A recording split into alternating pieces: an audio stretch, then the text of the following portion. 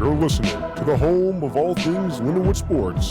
It's the Lions Den on KCLC HD through the Tower and on the Roar Network YouTube channel. Welcome into the Lions Den on the campus of Lindenwood University. I'm James Zuckmeyer, joined by my co-host Justin Powell, and by our special guest and national champion from the Lindenwood Shotgun team, Jacob Diller. Thank you so much for coming on the show, and how has this semester been treating you? Well, thanks for having me. It's been going pretty well. All my classes have gone really well, and I don't know if it's a good thing or a bad thing, but I've only got 3 classes left until I'm done. So let's go. I'd say that's definitely a good thing. So for anybody who hasn't tuned in before, basically the show, we kick it off with a new athlete every single week, and then as soon as the interview's over, thank him for his time, thank them for their time, and then we will get into the Lions Den where we break down all the D1 sports that are currently happening on Lindenwood campus, which a lot of the seasons are starting to die down now. There's only about 4 sports left, and I think 2 of them are approaching the end of their season. But you also can't forget about the 3 stars and team of the week, which you guys can vote on Instagram at James Zuckmeyer, at Jetkin4, or just follow the Tower on Instagram. But that's enough self-promo from us. Let's just get into the interview. Once again, thank you for your time. Thank you for being here. You know, we have a national champion on the show. I know. I don't know. I think, well, with archery we did. Yep. Other than that, I don't know if we've had a national champion this year. We've gotten close with Autumn Backs with the first show. Well, she won the OVC last year. Yep. I think you are. You're you're 2. One of 2 Awesome. national championships. Yeah, this is on the show. New territory for us. But for people that have never met you before, how would you describe yourself both as a person and as an athlete? yeah, so I try and cross over pretty well between my athletics and just my everyday life. I'm pretty cool. I do my homework like everybody else, and if I could say anything that relates, it's athletes are nothing special. We put our pants on the same way. Our teachers still make us turn our homework in time. So, Well, yeah, because we don't go to an SEC school. right. Anyways, when did you first pick up shooting, and when did you begin taking it seriously? So I was pretty fortunate.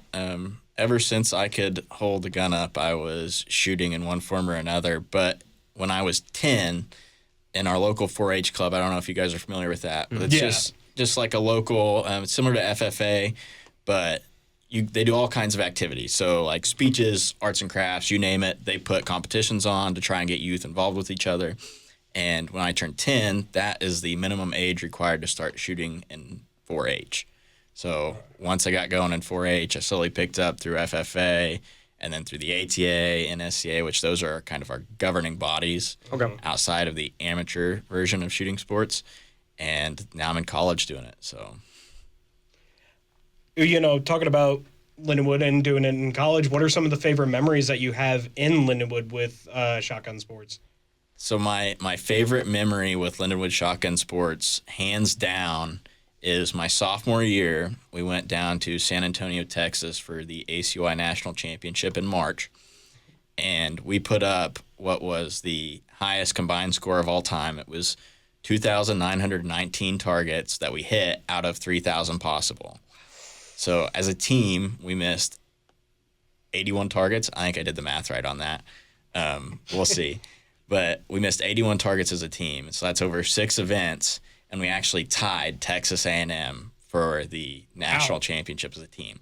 So not only was it the highest total ever combined by or scored by a team, it was the first time that 2 teams had actually tied for the national championship. And I mean, a big school like Texas A&M, to kind of have your names up there with them, that's got to, you know, sit pretty high on the totem pole there. Absolutely. And so because this was the first time I'd ever done that, so in shooting sports or shotgun sports, whenever we tie, we go to what we call a shoot-off. Yeah. And so because this was a team-wide tie, we had to have a team-wide shoot-off. So how our week works at Nationals, we have like regulation competition that we shoot Monday through Friday.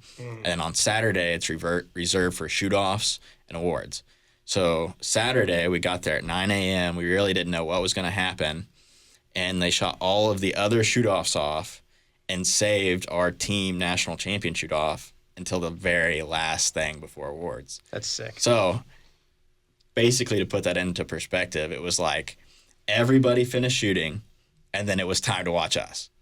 So no pressure. Did all that, and a little bit of backstory. We go into 4 of the 6 shoot-off events, and after those 4 events, we're tied, dead even, Lindenwood and A&M.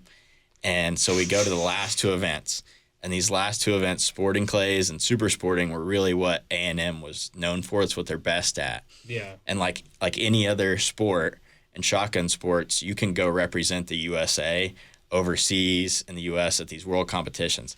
And A&M was full of those representatives of Team USA. I mean, this was their bread and butter.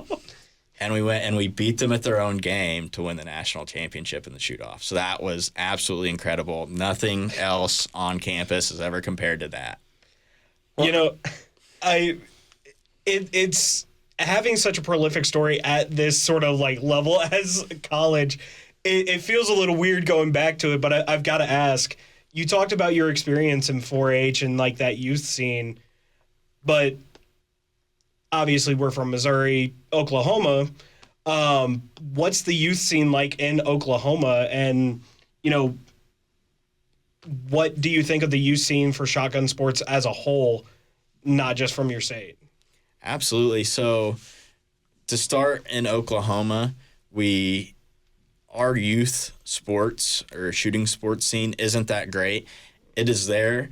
But when I started, we didn't have that many kids doing it. I was one of a very few. Now it's grown tremendously. I think last year when we went to our youth national competition, we took around 70 kids, maybe less than that. Maybe it was closer to 50 that traveled all the way to Illinois from Oklahoma to compete in nationals. But then at our state shoot, we had over 70 kids. So it's grown a lot. And in general, across the U.S., it's the same story.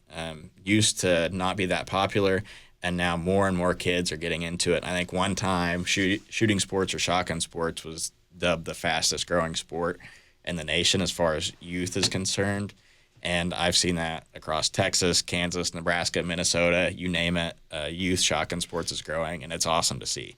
Well, I mean, isn't that the story of everything? Once you graduate out, everything seems to start getting better, but I got to ask, because I know that you guys can have your own personal guns. You guys can bring in your own stuff, set it up however you like. When did you kind of settle on your brand, and what do you currently shoot? Absolutely. So I didn't start with the gun I have now. I started with the Benelli Nova. It was camo, and it was a hunting shotgun. I got it for Christmas one year. I still have it. I still use it. I love it. But I upgraded over time until I got my Blaser F3, which I still shoot now. So it's a German company. They're large into the larger caliber hunting rifles. So a lot of the guns that are used overseas to hunt, like elephants and all the bigger stuff that we don't have here in the U.S., they're pretty well known for that. But they make really high-end shotguns too. So I'm surprised I've never heard of them. As someone who watches Kentucky Ballistics, he shoots all the big guns. I've never heard of Blaser before. Yeah, it's in our sport, when we talk to people outside of the sport, that's kind of how our conversation goes. Oh, I haven't heard of that before. But, I encourage everybody to do a little research, look into it. And usually people find it cool that they get to learn a little bit about our sport. So, well, we have a question about that later for sure, about how different people on campus view shotgun sports. But kind of speaking about never hearing of something before. A lot of people have never heard of Lindenwood before. And I want to know, you're from Oklahoma. When was the first time you ever heard of this school, and when did you start getting interest of shooting in college or maybe coming to Lindenwood? Absolutely. So I didn't get big into shooting sports or shotgun sports until I was closing my high school career, so like junior year. Before that, I had really never heard of Lindenwood. And I'm thankful I did. But once I got bigger into the shotgun sports realm, if you're talking about collegiate shotgun sports, Lindenwood is the Alabama football of shotgun sports. They are really well known. This is the program to be. We've got the dynasty. So for reference, I don't know how many national championships Alabama football has won. Too many. Way too many. Too many. The shotgun team this year was our 19th national championship. I saw that. And I don't think we've had a team for more than 30 years. It's close to it, but we've had over half of the years we've been here, we've had a national championship. That's nuts. So Now, you got to remember, though, the roller hockey team still exists. The roller hockey team. And they also stack natties, too. So it's you and roller hockey. Absolutely. I don't think 19 and under 30 years, that ratio's nuts. That's insane. The Alabama football, definitely. The comparisons there. So, but kind of talking about the impression, Coach, I think it's Rao, yep. Rao. Okay. Should have asked that pronunciation before the show. Yeah. Coach Rao, when was the first time that they reached out to you, and how did that conversation end up going to kind of like get you here? Yeah, so we have gone a little bit of a change in coaches, but I was first reached out to by our head coach when I was a junior in high school. I actually toured Lindenwood when I was a junior in high school. So a little bit earlier than some, later than others. For every kid, it's a little bit different, but junior year, and I was fortunate enough to know our coach Rao before I came to Lindenwood. I actually, before she got her head coaching job, was able to attend a wedding with her, sat at the same table, had conversations, broke bread together. Oh. And that's one of the beauties of shotgun sports is the relationships we build. It just so happens, hey, this translates over great. Now she's my head coach. So awesome. I was about to say, especially with that. So you guys built sort of like a, obviously professional, but professional personal relationship that now that she became your head coach, that just translated that easy. Yeah, absolutely. I mean, there wasn't any awkwardness before, after.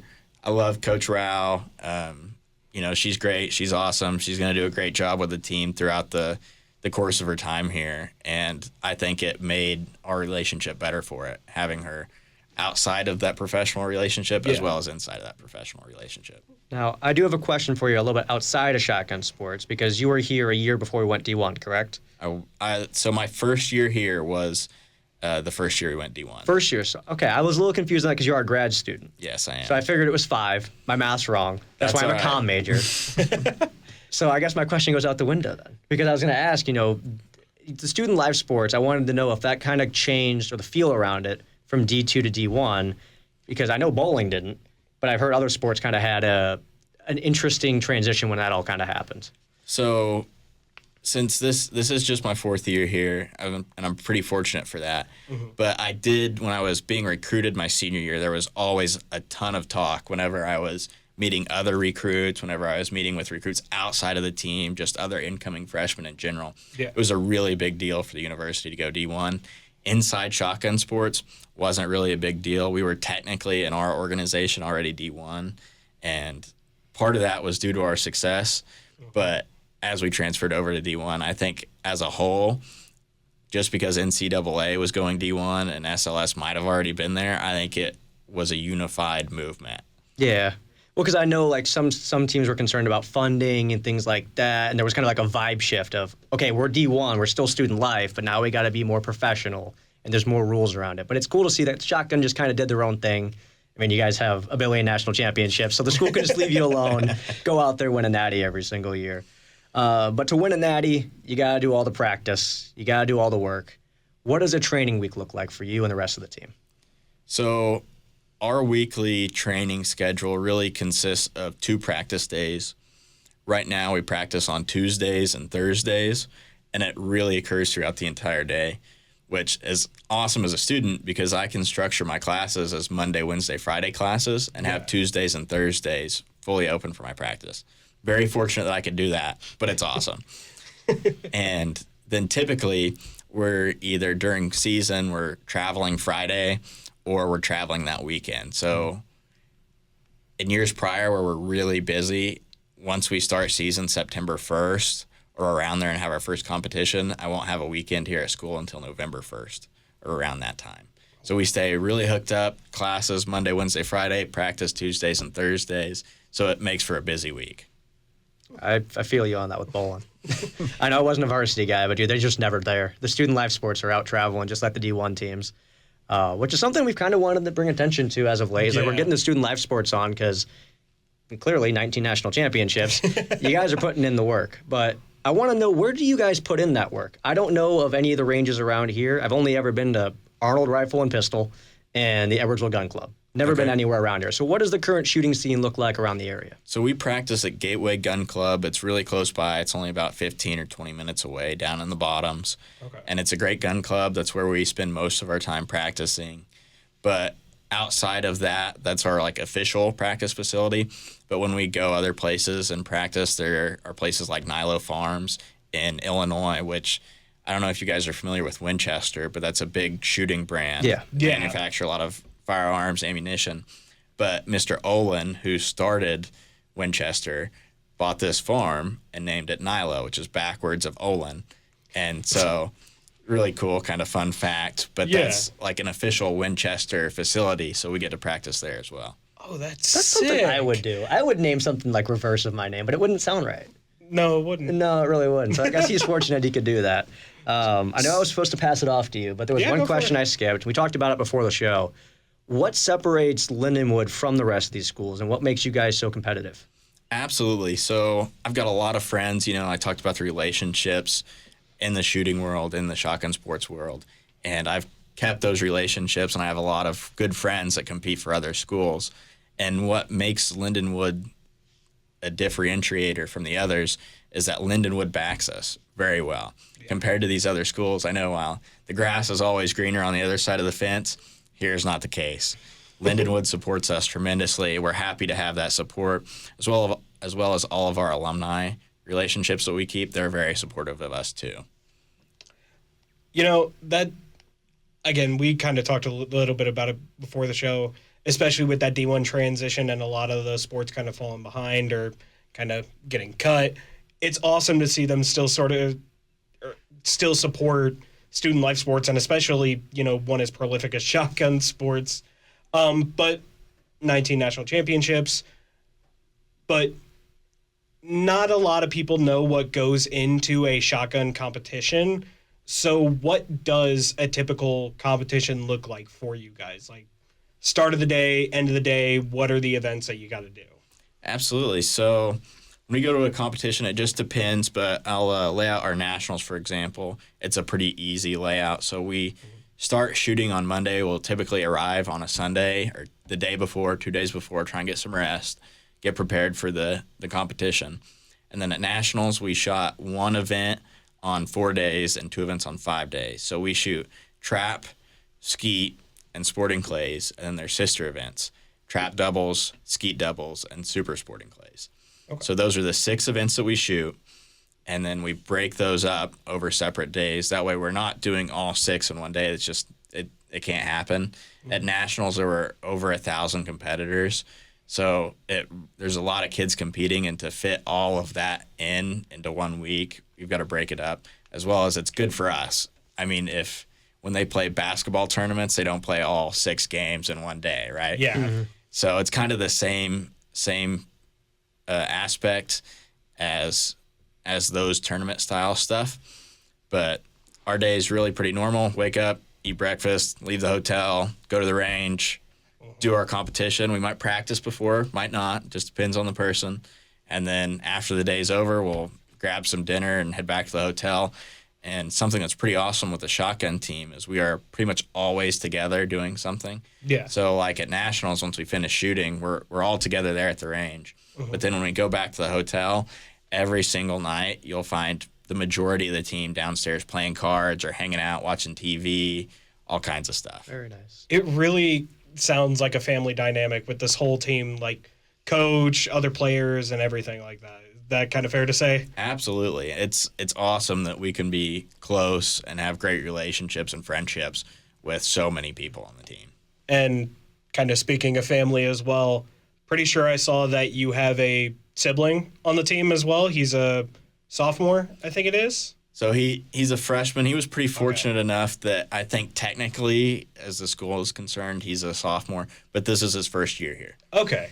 So having him on the team is pretty awesome. I don't know that I would have been back without my brother being here. And so getting to compete with him was, it's a lifelong dream. It's awesome. I'm very blessed and fortunate that I was able to do it. Did that kind of sway his decision? I know we talked about Lindenwood, one of the best shotgun sports programs out there, prolific, all that. Did it kind of help, though, that his older brother was going to be here to be his teammate, have his back throughout the whole season as well? Absolutely. As much of an individual decision as it was for him to come here, I think it was partly a group decision. Hey, we get to go to school together, we get to compete together. And with him being a freshman and me doing my graduate studies as my senior year, we aren't going to get that opportunity again. So this was kind of our 1 year, hey, if you want to do this, let's do this.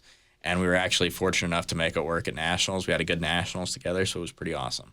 I'm fairly confident you guys are one of 2 sibling combos on campus. Now, I might be missing some, but I know that Will Geary is here, and his sister's on the softball team, and then there's you guys. And I don't think we've talked to anybody else that has a sibling here. No, I think you guys are one of the few rare combinations of, sibling athletes. Absolutely. And actually on the shotgun team, we have one more group of siblings. And one's actually my girlfriend. Her name's Grace Corselli, and her brother Lucas Corselli. Lucas is a year older than Christopher, but in shotgun sports, we compete on what we call a squad.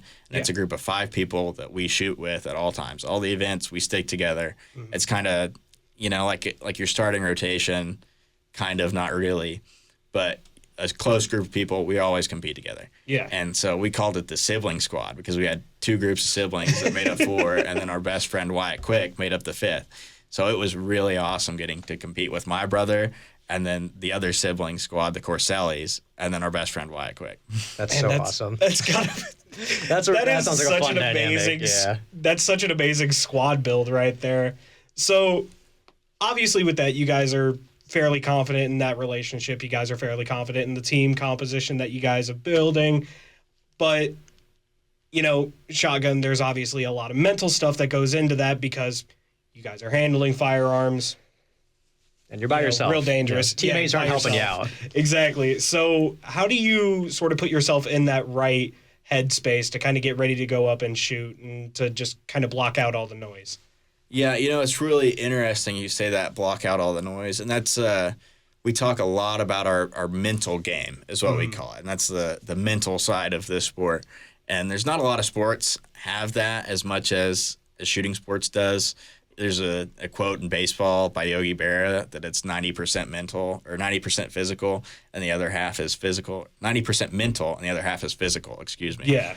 But that's kind of how shotgun sports is. It's a lot mental. But personally, when I work on that stuff, I try and look at everything that's going on around me. If there's a distraction or whatever, I acknowledge it and then move on with my life. It's still going to be there when I'm done. Yeah. There's always going to be something else to do. So if I can just let it go and focus on what's ahead of me and what that task is, then it usually goes pretty well.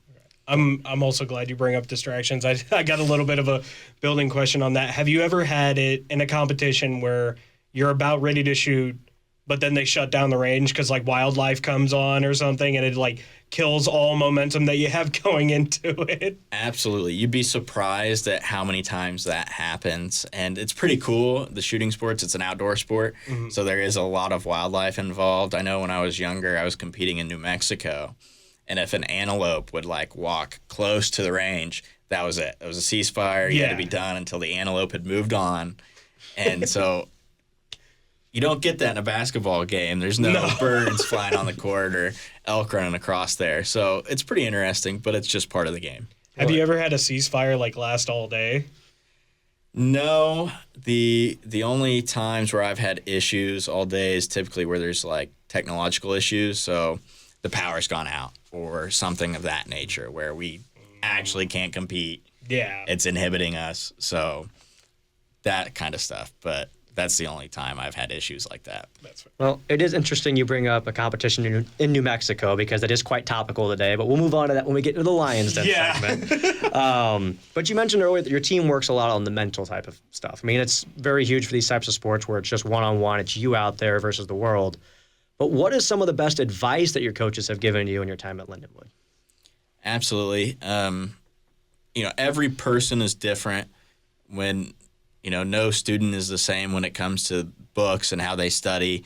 No athlete's the same in their mental game or their physical game, their form. So it's really tough to balance as a coach providing advice that works for everybody. But their reinforcement of our personal confidence is really what sets it in there, drives it home. And if your confidence is good, your mental game's good. So it kind of goes hand in hand. I know that's kind of outside of the question, but our coaches having our backs, that's the best thing they can do for us. All right, and our last question for you before we start looking at this season, the national championships that just passed, can you walk us through what events that you normally shoot, and what do those events look like for someone that's never interacted with the world of shotgun sports before?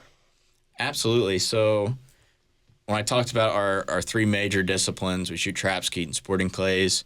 In layman's terms, trap is there's 5 stations and one machine that throws away from you, and the machine's always oscillating, so you never know where it's going to go. Skeet, there's 2 throwers on each side of a half-moon circle, so you rotate around the 2 throwers, and the targets are always the same. And sporting clays, the biggest relationship I could have that to put it into someone that's outside of shotgun sports or that world is it's like golf. We have a sporting clays course, much like a golf course, where we'll walk around and we'll shoot different target presentations. So like golf courses, there are no 2 golf courses that are the same, kind of the same for sporting clays. Okay. And I think archery had something similar to that. And of course, I can't remember what it's called, but they go around the course, different distances. Some allow you rangefinders, some don't. So it's kind of cool that the shooting sports have that in common, where there is an event. You just do something different every single time. And that was their favorite event, is what they said. But looking at this season, what were your expectations coming into this year as your grad in your final year? And how do you feel that you've lived up to those expectations? Absolutely. So we, as a team, we lost a solid group of seniors last year, and I was really good friends with a large group of those people. And so this year was kind of up in the air. We still had a really strong core, but we also lost a lot of our top shooters and competitors. So we weren't really sure what it was going to look like. But myself, including the other seniors, we had a really great year.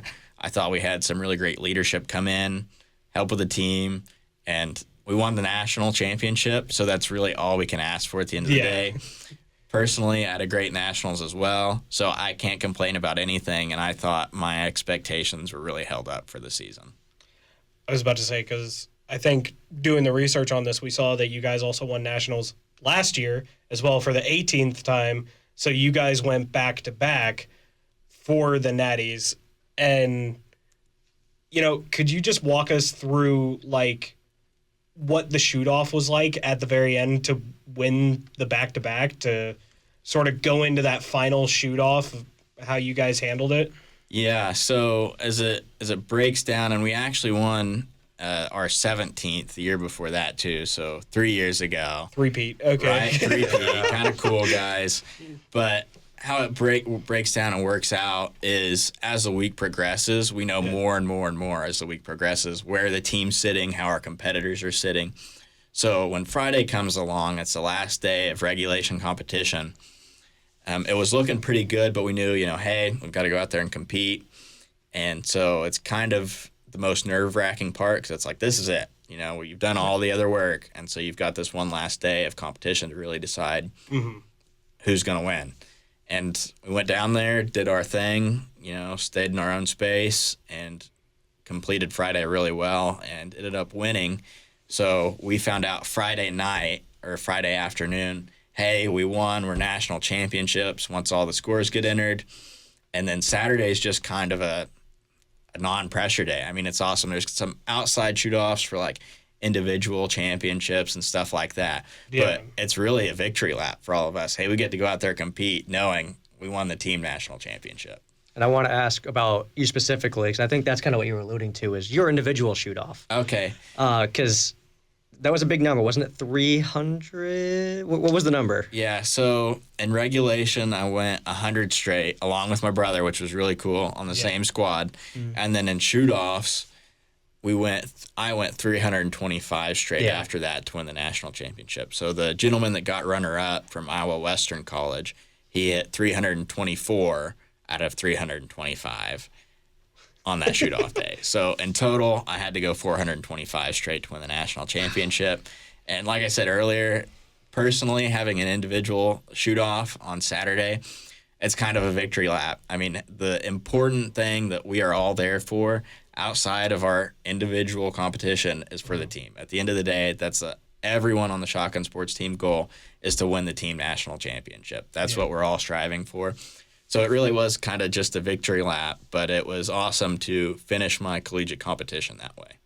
I was about to say 425 straight. That's and the runner-up leaving you no room to breathe whatsoever because he only missed one. I mean, did you kind of like have to let out a sigh of relief after that, realizing that one shot was the whole difference, but you still took it away? Absolutely, yeah. And in our sport, and that was in trap. I won the trap national championship. In trap, it is a game of perfection. Everyone, as a Shotgun Sports competitor, you know that sporting clays, there's room for error. Like, you know, not everybody is going to birdie every hole on a golf course. Yeah. You're going to have bad holes. Sporting clay's that way. Skeet's kind of a game of perfection, but trap is really, that's the long haul. That's the shoot-off that takes forever. That's the perfection game. And so I really didn't get nervous until the gentleman that got runner-up missed. And then I had 5 or 6 targets left that I had to break, and if I broke those 5 or 6, then I won. I knew, you know, he'd already missed. And if I miss, then we keep going. But if I hit the rest of these, I win. So it was pretty awesome. It's very nerve-wracking to know, hey, this is it. If you miss, it's over. But the shoot-off, there were over 35 competitors that ran the 100 in regulation. So that's a large group. And we actually had a young lady on the team. She won the ladies' trap national championship. And she had to go 150 to win the ladies' national championship, which is incredible. And then as far as on the men's side, my brother was actually able to make it to the top 5 with me. So how it works, we shoot with kids from all over, you know, that ran the 100, and we got whittled down to our last field of 5, and that's how many people fit on a trap field. So my brother was there, and that was pretty incredible to be able to experience that with my brother. He missed at 175, so it, you know, sucks to be him. But it was really incredible to finish that way. Go perfect straight on my last competition. You know, I got another question a little bit, just kind of on that sibling rivalry. Do you ever take pride in, like, he's kind of like your protege, kind of like the apprentice that you're training and everything? You know, a little bit. And I think it's definitely, when we were out of college, it was really competition between us. It was really competitive. Hey, I'm trying to beat you. And then now that we're in college, when we got closer together, our relationship outside of shooting has become closer. Now it's, hey, I'm helping you, you're helping me. And usually what we tell people is like, oh, who's the better brother? As well, today I was. So on Saturday down there at the ACUI National Championships, I was better. He may beat me, you know, next week, but it's just awesome to be able to compete with him. Well, I want to ask you about the shoot-offs because I want to learn how that works. You said you had to make about 5 or 6 shots to win it. Is it they give you a certain amount, you shoot all of them, and then it's the next person? And what is that number usually at? So all the shoot-offs are different, but in trap and mine, we're all out there and we each take 1 shot, and then it's the next person's Really? turn. But Okay. we shoot an allotted amount, a box of ammo, which is 25 shots. And so my shoot-off, when we go out there, we shoot a box and we figure out, okay, who's still straight, who's still perfect and hasn't missed, and we'll consolidate into the squads that haven't missed. So, like, after the first round at 25, instead of 35 perfect competitors, there was probably 30 or 20 or 25, somewhere in there. And it just keeps working its way down until the end, one by one, you know, there's 5 left, and then there's 4, and then there's 3. And then when it came down to us 2, since we each take 1 shot and it's the other person's turn, he took his shot and missed, which was, I believe, around the 319 mark of total shots. I had to finish out my box perfectly to know I win. So just because he missed first doesn't necessarily mean that I win or he loses. Yeah. So I had to really lock in and be like, okay, focus, calm the nerves, and finish out the rest of that box, which is where the other 6 shots were coming in. Okay. I kind of understand it now. Kind of, sort of. But what I do understand is this area. You know, I've lived here now for 4 years on campus. You're having to come from Oklahoma to the St. Louis area. What was it like kind of getting to know the area for the first time? And what are some of the most fun things or fun places that you've visited while you've been here? Absolutely. So A little bit of backstory to me. I grew up in the middle of nowhere in kind of northwestern Oklahoma. And the good part of the backstory to that is coming here to Missouri. Your guys' grass is green year-round pretty much. I don't have that. And you guys have a lot of trees. I don't have a lot of trees. So just the nature here is awesome. I love seeing that. But also with that side is I had to drive 30 or 35 minutes to get groceries where I grew up. Yeah. Here I can like click a button on my phone and have something delivered in 5 minutes, which is crazy. My Amazon deliveries, I get same-day deliveries. I don't get that at home, so that's pretty awesome here. But the streets of St. Charles, that new district around school, is a lot of fun. I love going down there. There's a lot of good restaurants, movie theater, chicken and pickle, stuff like that. Yeah. And then Main Street's a lot of fun too. I mean, that place is like out of a Hallmark movie. Come winter and fall, it's crazy. Yeah. It is. Yeah, it's nuts down there. Have you had the chance to like kind of go into the city as well, into like St. Louis area? I have, yeah. And, that's kind of the cool thing about where we're at is, we're in the city, but we are not like downtown St. Louis. Yeah. So you kind of get the best of both worlds of having the city atmosphere, but then you can drive to downtown St. Louis, have the ballpark village, and then the arch and stuff only like 20 or 30 minutes away, if that. Yeah. So it's pretty awesome, and I enjoy getting to experience that. I have two more questions about the area. I guess one about the area, one about your area. So first question, what goes on that upper left strip of Oklahoma, the one that juts out? Because I've seen people joke about it online, but what the heck's going on up there? Yeah, I mean, I could give you a history lesson, but I'm going to shout out my family farm. I grew up on a family farm. So that little strip, now it's called the Panhandle. Yep. There was a time where it was called the Cherokee Strip. So basically when the Indians were moving around the U.S. and they weren't really sure where they were going to live, for a little bit that was there, and then they moved the Indians out of there. And in that Cherokee Strip, they had what's called a land run. So basically they said, okay, if you want to come live here, we'll have a race to a stake. And if you get to that stake first, you get the claim to 160 acres. And if you homestead that, you can live there for free. So basically it was land for free as long as you lived there. And so in 1893, my sixth great-grandpa, his name was Jacob Diller as well, he competed in the Cherokee Strip land run and staked our farm in the homestead. So there's not a lot going on. Hopefully I can provide you guys a little bit of backstory into that area and the history there. Yeah. But right now it's just a lot of farms. That was really cool. I was about to say, that is a great history lesson. Yeah, I don't know if we've ever learned history on this show before, but we certainly have now. Now, my last question about the area was, some people have some preconceived notions about St. Louis.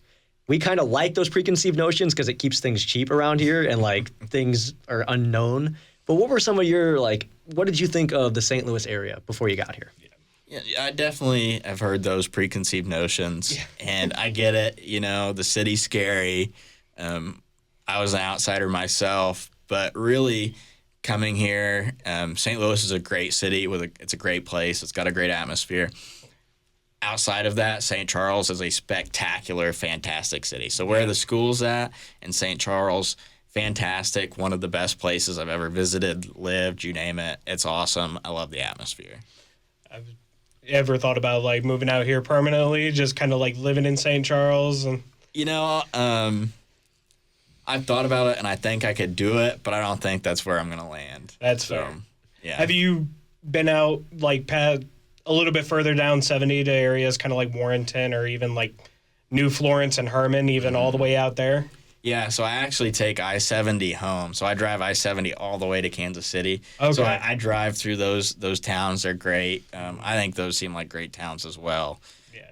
And it's a nice place. I love it. I don't know that I'm going to stick around after I graduate. That's fair. I was about to say, the only reason I know about FFA, 4-H, I lived in Herman a long time ago, so that was real popular out there. So, but kind of going back to shotgun sports and everything, if you could change one thing about the current shooting landscape, what would it be? Say, I'm not sure if there's a commissioner, but commissioner of all shotgun sports. What is one big rule change that you would implement? That's a really tough question. If I could change one thing, it would be that all of those disciplines that we shoot have a different governing body. I would love it if there was one governing body, and that governing body encapsulated trap, skeet, sporting clays, collegiate, youth, amateur, adult, pros. I wish there was one governing body that was over all of the shotgun sports. Okay. I can see that. So kind of like almost kind of make it corporatized, like bring it all under one big umbrella. Yeah, a little bit. And what that basically allows to happen is like an HOA competition. Yeah. So in the amateurs, you can either go to a trap shoot and compete at trap, or you can go to a skeet shoot and compete at skeet, or you can go to a sporting shoot and compete at sporting. There isn't like an HOA competition. Yeah. Personally, I love that. That's why I love collegiate shooting sports, because we do compete in an HOA environment where we have to shoot all 6 disciplines. Yeah. So if there was a governing body that allowed that, made that happen, that would be spectacular, in my opinion. Okay. No, I honestly think that's great. I didn't know that wasn't a thing sport-wide, so that's awesome. So also another thing, talking about the different disciplines and people learning that, we touched on it a little bit earlier on the show, but we're finally kind of getting to the question. How many people are shocked to learn that Lindenwood actually has a shotgun sports team on campus? You know, I've gotten both sides of it. I've seen people that are really shocked, and I think if I could relay the meetings and the encounters I've had with people outside of Lindenwood, outside of our area, that actually knew about the shotgun team, I think you'd be amazed at how many people actually go, oh, hey, Lindenwood, they've got a shotgun team. Really? It's kind of crazy. I mean, one example, I was in Las Vegas for our national championship my freshman year. I was walking down the strip because we had a day break, so that was like our vacation day, and some guy picked my hoodie out and was like, oh, hey, Lindenwood, I know you guys. You guys have a shotgun team. Yeah. And we're like, that's crazy, That's insane. But I see both sides of it. I think people are probably shocked that we do have a shotgun team on campus, and I think you'd be amazed at how many people know about it. So, Reason why we ask is we both know people. I know some professors that moved in from like California. Cali's its own thing, but they were very shocked that we had people here on campus that would shoot shotguns for sport. right. They're Absolutely. like, that's a thing? Culture shock. Absolutely. No, it is a culture shock for sure. So we have 2 more questions for you. All right. This one isn't as fun. The next one is fun. Okay? And we're both feeling this one currently. What is your major, and what are your plans for beyond your collegiate career? Yeah, that is kind of a sad topic to know that I'm not a college student anymore, or close to not being a college student anymore. I feel you. So we're there together. My undergraduate was in finance, and I got a minor in economics. And then I am currently achieving my master's in business administration with an emphasis in accounting. So finance, business administration is my master's. Those are kind of the main 2. And then after plans, I'm hoping to move to Texas, the Fort Worth area, and work down there in a family business. So. All right. I've been down there. That's the only time I've been through Oklahoma, is to get to our sectionals down there. We bowl in Dallas, Fort Worth, and that's where they always seem to put us. And we got put in a warehouse district, so we didn't get to see the best of the area, but I've heard really good things about down there. So I wish the best for you as far as that goes. We'll get you a fun question. All right. A fun one here. Because that one's sad. I'm in the same boat. Like, what are we going on? Like, we have to be adults after this? I don't want to do that. I want to just bowl and, like, be a college student forever. But what is something about your sport that you wish more people understood or respected? Absolutely. That's another tough question, but it can be fun. Used to be, I don't know if you guys are familiar with, like, the Outdoors channel. But shotgun sports used to have, like, a whole show on the Outdoors channel, and it was really widely broadcasted. There were a lot of people that used to watch it, and there's been a loss of funding in general for, like, our sport, and so that's went away. So with that, the recognition, the money behind that, all that stuff kind of went away. So if that could come back, and people could recognize, say, oh, hey, I know about trap shooting or skeet shooting, and you guys, like, actually do it competitively. It's not just a hobby you could do on the weekends. That would be pretty cool. So that's kind of the fun thing about our sport, is, like, we used to be on TV, now we're not. Yeah. it's fun to do, and it's fun that it's actually kind of competitive. So I've got one last question, and it's kind of fun. Kind of fun, kind of serious. So, like you said, you shot 425 in a row to win. What is do you just use the orange little things to block your ears, or do you have a preferred sort of ear pro that you like to use? Because tinnitus kills. That's definitely a minor thing about our sport. It's kind of cool is we have custom molded earplugs, and the majority of people that are really invested into our sport, they get those because they work so much better than, we call them foamies, which is those are little orange foam earplugs that most people use. But yeah, it's basically, there's vendors that go to these shoots and they will custom mold your ears and make earplugs for you. So it blocks out so much more noise, and it's pretty awesome because we keep our ears safe. Yeah. And that's just a little thing, like musicians, they get the custom molded ear inserts, and so it's kind of the same thing. Man, you asked another question. Now I got to ask another question. Yeah, go you for it. brought it up. You shot 1 billion in a row, 425. Do you know what the most you've ever shot in a row is?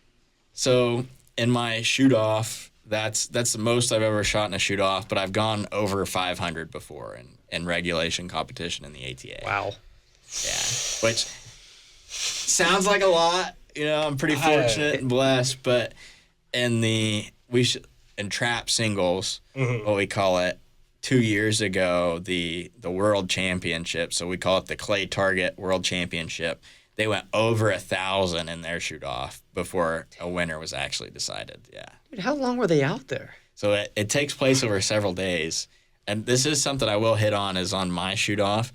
I didn't realize this, but it took over 4 hours for me to complete my shoot-off. Wow. That was actually a question I had, is how long you were out there shooting. So over 4 hours. Over 4 hours. I believe. I'm not sure. I wasn't checking my watch, but there's been some parents post about it. And I had no clue. About that it took that long until after I saw a parent make a Facebook post about it. And I was like, oh, my goodness. And it did take forever. We were in San Antonio, Texas. It was super hot. We stand on concrete while we shoot. So it was physically exhausting. So that hits on the physical side of our sport a little bit. Is I was out there for what seemed like a really long time, and I was physically and mentally exhausted during that shoot-off. Yeah, I was going to say mentally, though, too. It's 4 hours. Yeah. 4 hours in the heat and staying locked in. I can't imagine just knowing if I was bowling and the next time I screw up, I lose for 4 hours straight having to go through that. So I think that says a lot. Oh, yeah. But, dude, thank you so much for coming on the show. Well, thank you guys for having me. I really appreciate it. Of course. Yeah. This has been a really fun interview learning about a lot of this stuff. And, I mean, I'm surprised you have a shoulder after all that shooting. I'm not going to lie. But thank you again. I appreciate it. James, if you want to go ahead and walk him out. Yeah, we got to go to the second half of the show. Unfortunately. And honestly, somewhat fortunately, because this week, a lot of the teams have locked in. Last week was a bit of a sad show. Archery was great, and they were like, a lot of losing. This week, we got a lot of winning going on. So, Justin, why don't you take the viewers into the Lions Den, and Jacob, I'll walk you out. All right. Thank you guys for having me. I appreciate it. Thank you guys very much. Of course. Alrighty, everybody, let's go into the Lions Den. It's time to go inside the Lions Den and break down every current Lindenwood sports team. Alrighty, so before we get into the statistics and everything alongside all that, we've got some breaking news on the side of Lindenwood, and that is, Lindenwood Athletics, in collaboration with Four Hands Brewing Company, has released Lindenwood Lager, and that actually debuts today, rolling across the St. Charles and Greater St. Louis area at select retail locations and on tap at participating venues, so probably down in Main Street if you want to go ahead and see which ones are serving that up.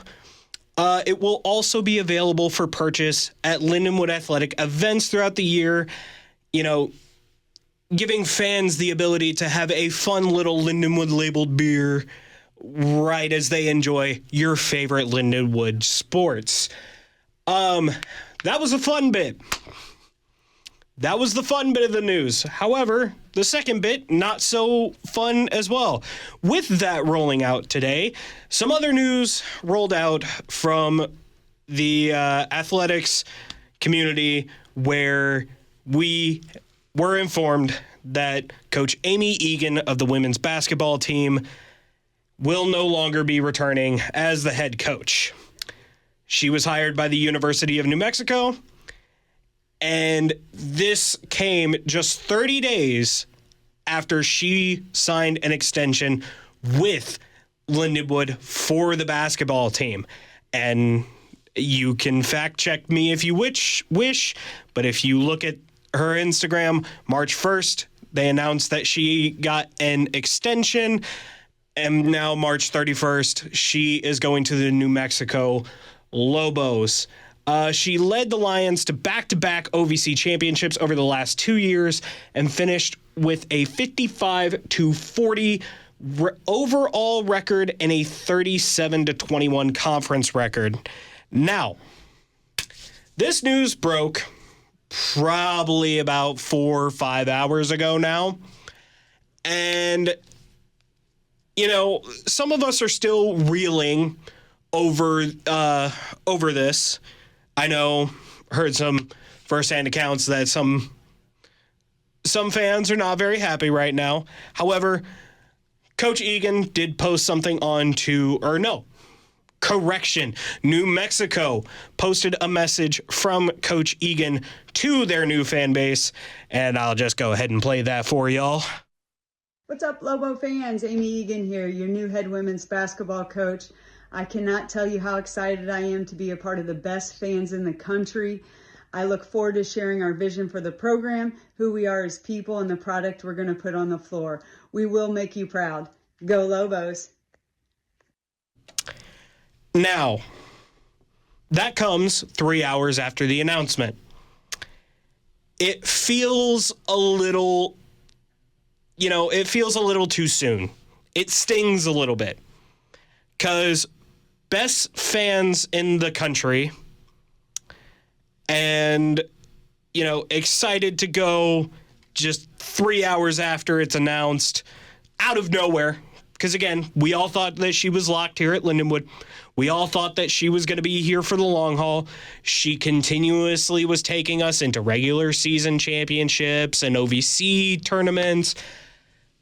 And for that quick turnaround, it was a bit rough. So we wish Coach Egan the utmost of luck in her new position. She's done great for us here at Lindenwood. However, yeah, that soundbite kind of stings a little bit as a Lindenwood fan. So with that breaking news, you're probably going to have to crack open a Lindenwood lager to have to deal with that second bit of breaking news. I know I probably will. I see I've missed a lot. You've missed the breaking news segment, but why don't I hop over to mine as we get into the actual sports of the show? I want to give my thoughts too. Okay, go ahead, give your thoughts. Because I don't know how you handle it. I know you're upset. I know we're all upset. But at the end of the day, if you are a head coach and you're Division I and you're a mid-major, this is the whole point. The whole point is to go somewhere, win, and then move up. And unfortunately, Lindenwood is not really a mid-major. They're a low major. Let's be real here. These teams one team makes it every year. It's a one-bid conference, and usually they get blown out by a 1 or 2 seed. It's not even kind of competitive. I understand moving up to the next level. I just didn't like the way it was kind of handled. And I get, New Mexico started their search a little late to find a new head coach. But I was really bummed out by the fact that, we had this great head coach on campus and things are going so well. And then Brueggemann decides to transfer. And you're like, but we still have a good head coach. We're fine. We're going to figure it out. And now it just kind of feels from we were just in the championship to not even a month later, it feels like the program is never going to recover. I shouldn't say never. It's just not going to recover very easily over the next few years. No. There's no other replacement out there that's going to coach like Amy Egan, unless you go to a high major and they somehow come down here. And this is what kind of stings is how many prospects are we going to lose going into next season? Because you bring up Ellie Bergman is wanting to transfer. She was one of the big stars. We're losing Alicia Jones.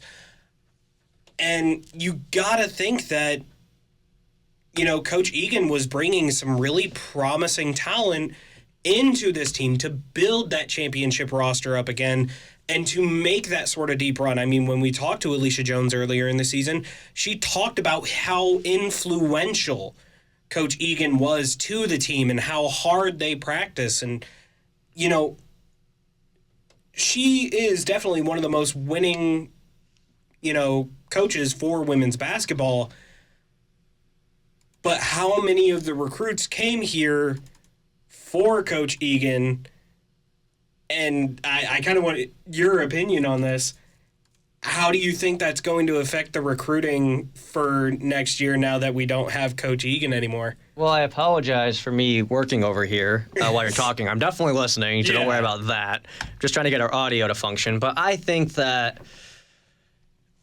if I was an athlete, which I'm not going to say I am. Technically, I'm a bowler, but let's be real. Let's be real here. But if I was, a women's basketball player, do I want to come to a school that has a first-year unknown head coach with a team that's primarily going to be made up of new people? Because let's be real, everyone's transferring. Yeah. When this happens in a mid-major and a low major, everybody's gone. Nobody's coming back. If they do, props to them. I'm super happy that they're coming back. But I'm not going to hold my hopes. Let's be real. So I think this is really going to hurt for the next few years. That we made all this progress, that this was one of the teams that you could realistically be like, all right, this is a team that can win the conference this year. I don't know the next time you're going to feel that. And I'm really, really bummed we didn't go to the WBIT or the WNIT tournament. We didn't get brought into the WBIT, and we didn't decide to go to the WNIT. And I'm really bummed by that because I would have liked to see this core of players get one more shot before they headed out. But at the end of the day, they're off to greener pastures, although down south, apparently the grass isn't green the whole year round, so maybe it's not greener. But yeah, it's a little bummy. I mean, it definitely bummed me out. I know it bummed you out. I had people text me today, former Lindenwood people, people that are still here, and they're like, did you see the news? You see the news? This is a big deal. And also her statement about best fans, you have to say that as a coach.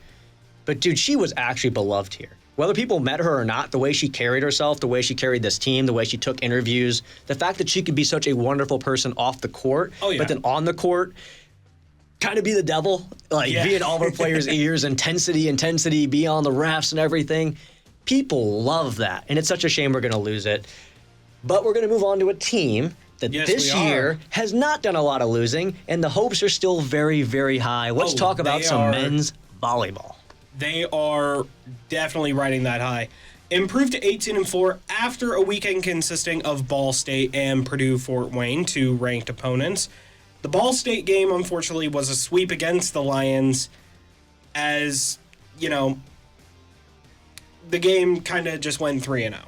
Which I predicted, by the way. We're very injured. It wasn't like we just got slapped because we suck. No, we actually won a set. Yeah, we won a set against them last time. Last time we played them, took a set. Unfortunately, this time, you don't have your heavy hitters. Some people are dealing with injury. Ball State did Ball State things. And the best one, it's the first home loss of the season. So it's not like it's the end of the world. It is a loss, but it's only our first home loss of the season. And we only improve from here. We've only got a few games left in the season, but our trajectory is only up from here. We're looking great. Speaking of which, Purdue Fort Wayne, it went the distance, but the Lions get the W for their efforts. It went back and forth. I think it was literally first set, second set, third set, fourth set. But Lindenwood took it away in that fifth set, so they had to go the distance against Purdue Fort Wayne. They still get the win, though, with an injured team. And, they come out of the weekend 1-1. They come out of it even, which against a team like Ball State and against two ranked opponents, that's honestly not the worst case scenario. It's not the best case scenario, but it's not the worst case scenario. You're walking out of it with at least one win, and now they stay number 11. They are still still at number 11. So yeah, they weren't still punished there. for it, and that's big. Exactly. Because they're still very much in contention for the top seed in the MIVA. I don't think they're going to get it, but there's a chance, and they can always prove us wrong. They've proved us wrong. I remember the beginning of the year where we're like, oh, we're playing who? CSUN? Oh, they don't have a chance. Look at what they did last year. Ever since then, they've been shocking us the whole way. So who's to say? We predicted this team was going to have a real down year. I would say middle of the road, maybe improvement. But not I think we were going to this. say a building year, not necessarily like a down year, but like working their way up to it. Boy, were we wrong, because 18-4 going into the last 4 games of the season. Yeah, I did not have that. No, I didn't have that either. My prediction kind of was we're going to maybe split with a few teams. We're definitely going to split with Lewis because we always split with Lewis, and then outside of that, a bunch of L's to ranked opponents because we couldn't beat them last year. But right now, they're in this good spot. They're towards the top. I'm still concerned about this Brendan Luthane injury. Apparently, and this is through the grapevine, I've heard that there's a chance he might come back for the playoffs. But without him, this team is lacking that depth. And it's easier for teams to read how Lindenwood wants to attack because they know, well, he's out. Who else is hitting? Okay, there's like Luke Kraft, Amir Grant, and then people after that are just kind of in the rotation. There's not that like three-headed monster. Yeah. And it's making it easier for Caden Whiteside was one I forgot. Sorry.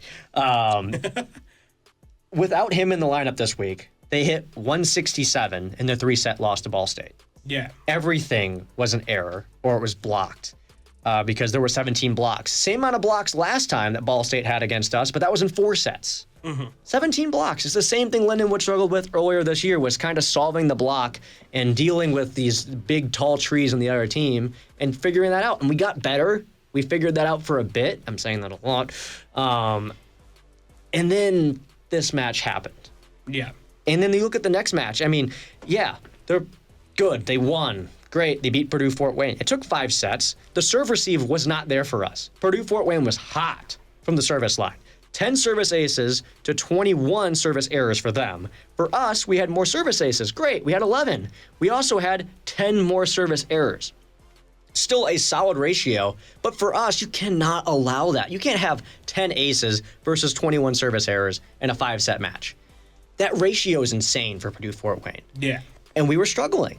And you just have to think that if they don't make some adjustments, this thing could potentially spiral towards the end of the year. Yeah. But there's a few good signs there. I mean, they didn't give up on that match. They kept pushing. You know, they won set 1, they lost set 2, won set 3, lost set 4, and then they went to that 5th set and got the job done.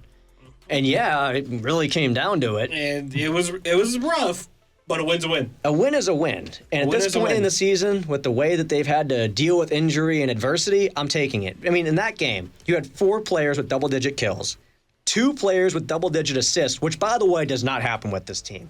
Zach Solomon is the guy that does everything as far as setting and assisting. Which and he this did win a couple awards at the Roar Awards the other night, so congratulations, Mr. Solomon. Of course he did. He wins everything. He also set the single-season Lindenwood record for aces. So he's on a freaking roll. He is amazing.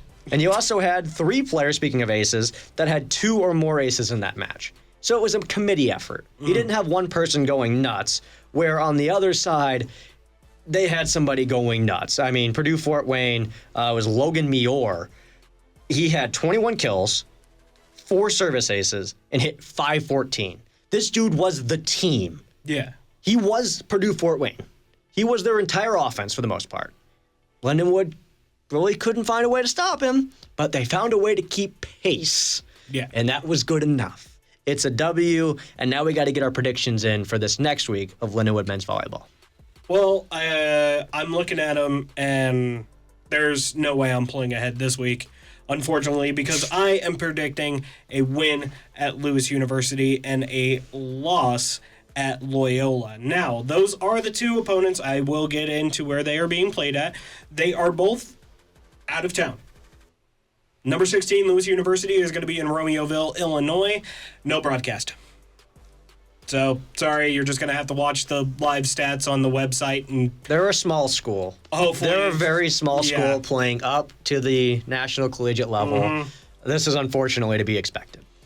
However, Number 9, Loyola University Chicago. There's an ESPN Plus broadcast. Yay. You can watch that one. That one is going to be on April 4th, which is this Saturday at 5 p.m. if you want to go ahead and watch that one. But that one will also be played in Chicago. That will be out of town. If you want to take a road trip up to Chicago for the weekend, it's a quick 4-hour train ride. No. No. So anyway, aside from that, yeah, I'm predicting a win against Lewis University and a loss against Loyola. We've looked strong so far. I think we're going to ride the momentum of the Purdue-Fort Wayne win into the game against Lewis University. However, I think going against that tougher opponent in Loyola, they're looking prime for that postseason right now, and Lindenwood is still injured. Lindenwood is still looking a little rough around the edges. Do I think this goes to set 5? 110%. Do I think that Lindenwood barely lose this game? 110%. But I am thinking that Loyola just gets the better of us on that one, but we do get the win against Lewis University. See, I'm going to agree with you on everything, but just kind of for different reasons. Yeah. Lewis coming into this one, because you brought up momentum, they're 2-5 over their last 7. They've played some tough teams. I believe they played UCLA. I believe they played Hawaii. You're going to lose those games no matter who the heck you are, unless you are UCLA or Hawaii playing the other team. I was about to say, I had the AVCA here. UCLA is number 1, Hawaii is number 2. It's You're probably going to lose those. You're not winning those. No. But even against teams in our own conference in the MIVA, they've struggled a bit as of late. But the last time we played Lewis, they were missing a few of their top guys. They were very injured, and that's why it felt so easy. You're playing Lewis, who always gives Lindenwood a good match. Last time they did not have some of their top guys. They're going to this time, in theory. I can't predict the future, but I'm fairly confident these guys are going to be healthy because they've played the last few matches coming in. Yeah. And then you also look at the next one. The next little thing I have is that we always split the series with them. Going back to 2022, we have always split the series with Lewis. It doesn't matter how good we are or how good they are. Some seasons we've been bad and they've been good. We always split. It's always a split. And this year, both these teams are pretty evenly matched. I have to imagine there's going to be a split, but I'm going to say that's not a real thing. Yeah. It's a pattern. It doesn't mean anything. I'm just not going to be surprised if they win that one. Now, Loyola. Dude, last time we played them, that was a tight match. Yeah. And Loyola is currently missing their second best hitter due to injury. Someone that caused a lot of problems for Lindenwood last time. He's out. So why am I not picking Lindenwood? Well, see, their offense hasn't slowed down at all. Like, not even a little bit. Ever since this guy has been out, they've still been fine. They're a top 10 offense in the country by kills. They do a lot of things really, really, really well. They like to block a lot. Mm-hmm. How many times have I said this year Lindenwood has struggled against that? They especially struggled against Ball State, against a team that's basically on that level as far as blocking goes. I don't know if Lindenwood's going to be able to figure it out. And as a matter of fact, I don't think we're going to be able to. Loyola is also 10-2 at home this year. They're another team that's just so good on their home court, given they haven't played too many good teams at home. But they're at home in the middle of a home stand playing against a team that I think they match up pretty well against. So I'm taking Loyola. I hate to say it. Let's take a look, though, at those records. I'm 17-2 right now. And I am 14-5. We're So pretty overall, good. We're doing all right. We're predicting pretty well for this volleyball team. You're obviously predicting better than me, but you kind of need the edge on at least one of these because I'm ahead and You were kind of ahead. I was ahead. I'm pretty sure you're catching up to me now. But those are the records with the men's volleyball predictions. Let's go ahead and get into baseball, and I'm kind of wanting to keep this segment a little short and sweet because we love these guys. Baseball has some of the best athletes on this campus. And they support us a lot. They do. However, truth be told, this past weekend was a little bit of a struggle. This past weekend was a little bit rough. But However, they beat Mizzou. We beat Mizzou. So, what does it matter about I told UT you Martin? last week if we beat Mizzou, I'm going to be up in their socials, and I was tame about it. I didn't go crazy, but I definitely left a comment or two on their socials just because that's what they did to us back in 2023 when we lost to them by a single run, mind you, in our own building. I do want to say,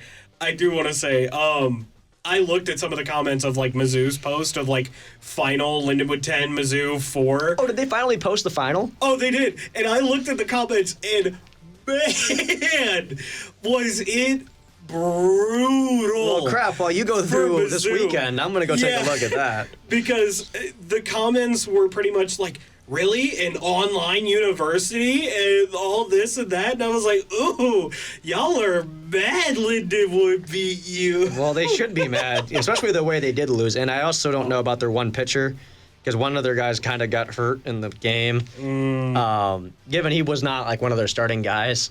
But that game lasted forever, and they just had to sit there and watch as their team kind of got chipped away inning by inning. Lindenwood just kept scoring and kept scoring and kept scoring. Obviously, we hope he is healthy and he is fine. But however, the game took forever because of that.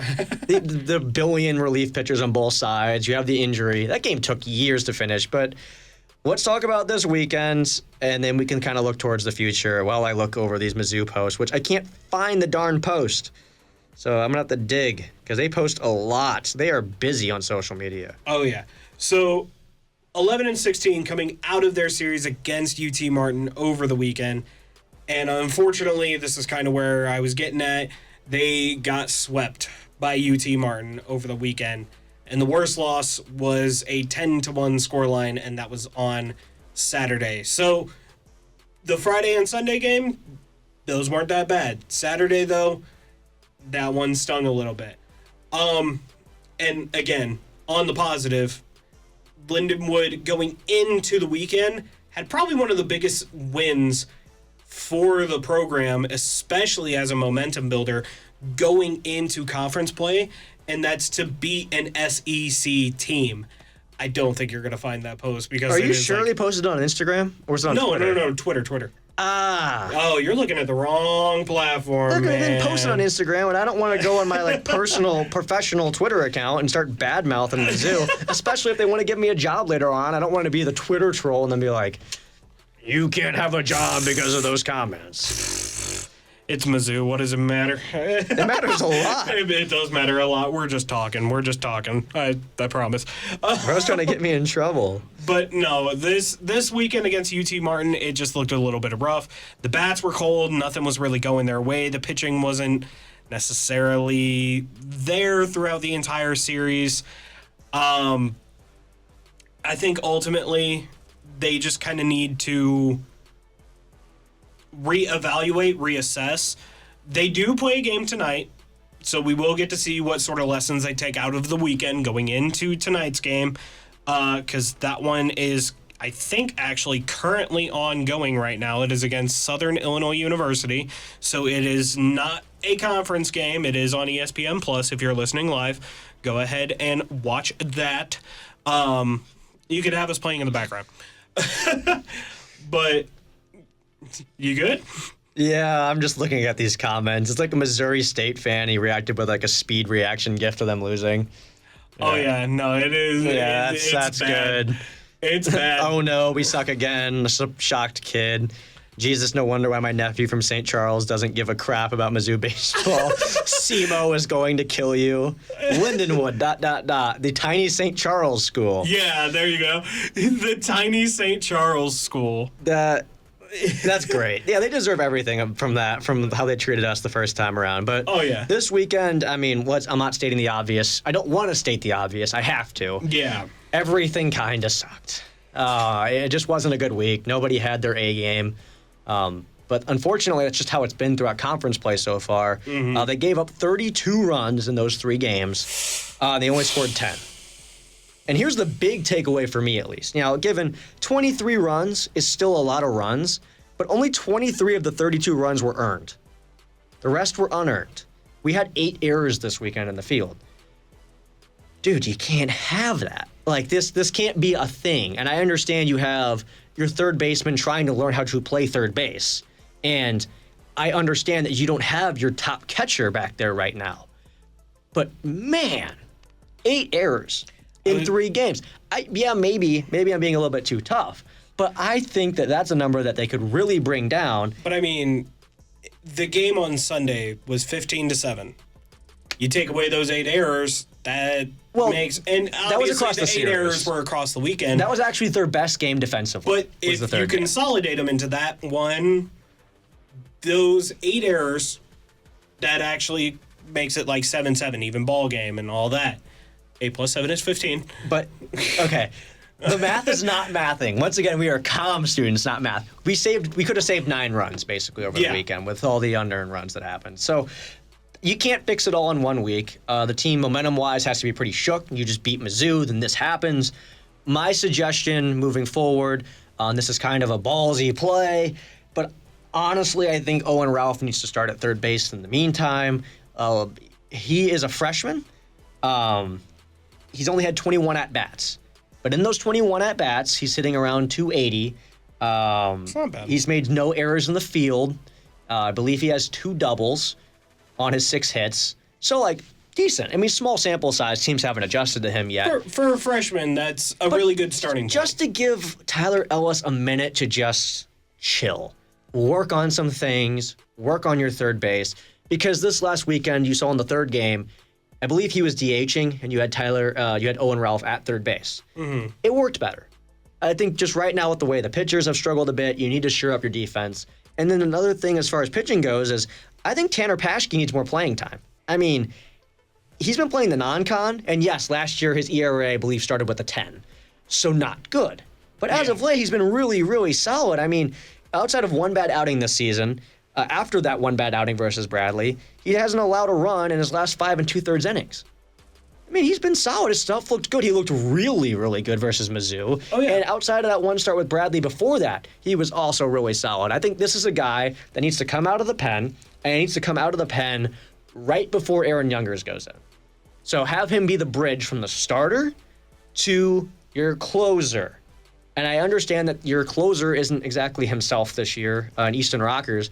I think he needs to move into the non-con and have a chance to work on things. Because right now, things aren't right for him. He's given up runs in almost every single appearance as of late. Give him a moment to work on things during the non-con. I think that's how you make some small adjustments right now that could potentially save you a run or two in these conference games. Yeah. Paschke in, Ralph at third, and then as players get healthy, you adjust from there.